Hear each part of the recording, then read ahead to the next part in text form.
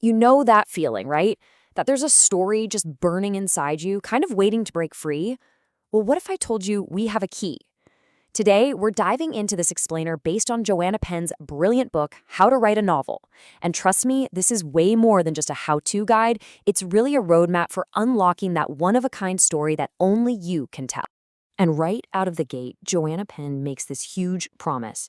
See, this isn't about getting famous or making a ton of money. It's about the act of creation itself. You know that feeling of wrestling a story out of your own imagination, getting it down on the page, and then being able to step back and say, I made this? That process, well, it's genuinely transformative. It's a journey that will absolutely change you. So, a journey like that, where does it even begin? Well, it all starts with what we're calling the call to create. Because writing a novel, it's so much more than just stringing words together in the right order. It's this deep dive, an act of exploration. You think you're just building a fictional world, but really, you're discovering yourself. And yeah, the legendary Lawrence Block just hits the nail on the head here. Think about it. As you're creating these characters, wrestling with the choices they have to make, you're actually uncovering parts of your own mind you had no idea were even there. The process itself literally reshapes how you see the world and yourself. Okay, but before we can get to any of that self-discovery, we've got to face the dragon that's guarding the treasure. And this dragon, it lives inside every single one of us. I'm talking about the inner critic, that little voice in your head that's always whispering, you can't do this, trying to shut you down before you even type the first word. So let's be real for a second. If you've ever wanted to write a novel, what's the thing that stopped you? What has that little voice told you?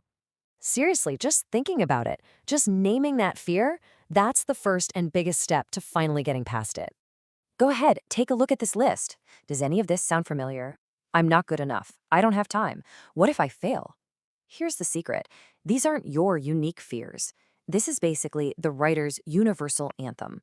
Every single person who tries this feels this way.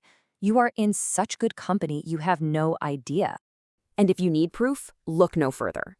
Picture this, a conference, Thriller Fest, packed with absolute legends. We're talking Lee Child, R.L. Stine, the giants of the genre. And one by one, they all admitted to feeling the exact same thing, that they're frauds just waiting to be exposed. So please, hear this. That self-doubt, it's not a sign you're a bad writer. It's a sign you are one. All right, so you've decided to stare down that fear and write anyway. Awesome. But now you hit a classic fork in the road. It's all about your process. Are you a plotter, someone who needs a detailed map before you start? Or are you a pantser, someone who just starts writing and sees where the story goes? Let's break down what these two paths actually look like. Okay, so here's the breakdown. Plotters, they're the architects. They draw up a detailed blueprint before they even think about laying the first brick. This is amazing for creating those really intricate, complex stories. Then you have the pantsers, or as Joanna Penn calls them, discovery writers. They're the explorers. They just pack a bag, head into the jungle, and discover the story as they go. It's definitely more spontaneous, and for a lot of people, way more fun. So in the plotter corner, you've got masters of suspense like Jeffrey Deaver. His argument? That a super detailed outline is the only way to build one of those perfect machine-like stories that just grabs a reader and doesn't let go. And get this, his outlines can be over 150 pages long. That's basically a whole book about the book he's about to write. Wild. But then you've got Stephen King, who sees things in a completely different way.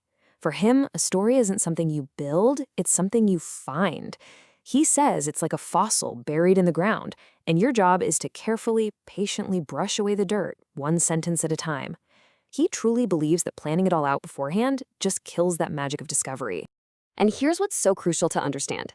This is maybe the most important takeaway here. Neither way is the right way. They're just different. Your first big creative decision isn't what happens in chapter 1. It's giving yourself the permission to figure out which of these methods actually works for you. The goal isn't to follow someone else's rules. It's to find your own creative rhythm.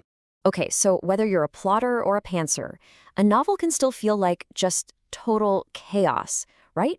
It's this tornado of characters, plot twists, and random ideas all swirling around in your head. It is so easy to get completely overwhelmed.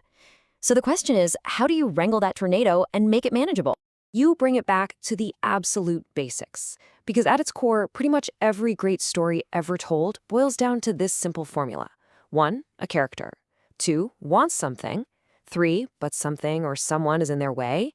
4, so they struggle. And 5, in the end, they either succeed or they fail. That's it. Anytime you feel lost in the chaos, this simple structure is your compass.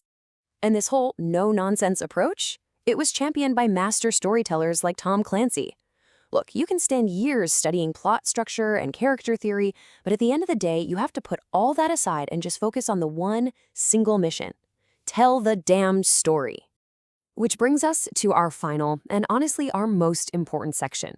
We've talked about mindset, we've talked about method, but all of that is just theory until you do the one thing that actually matters. It's time to stop learning about writing and to start actually writing. It's time to cross that threshold. For the author Joanna Penn, a single simple exercise changed everything. She was at this workshop, stuck in that student mode, just absorbing information. Then the instructor said something incredibly simple: write for 10 minutes. And that was it. That tiny constraint, just 10 minutes, was the key. It forced her to stop thinking and just create. It switched off that over-analytical part of her brain and turned on the creative part. And it proved that writing a novel isn't some mystical, impossible art. It's just putting your own words on a page, again and again and again. And this is something you can do right now, seriously. It's this simple. Step 1, open a blank page. A document, a notebook, whatever. Step 2, set a timer for 10 minutes.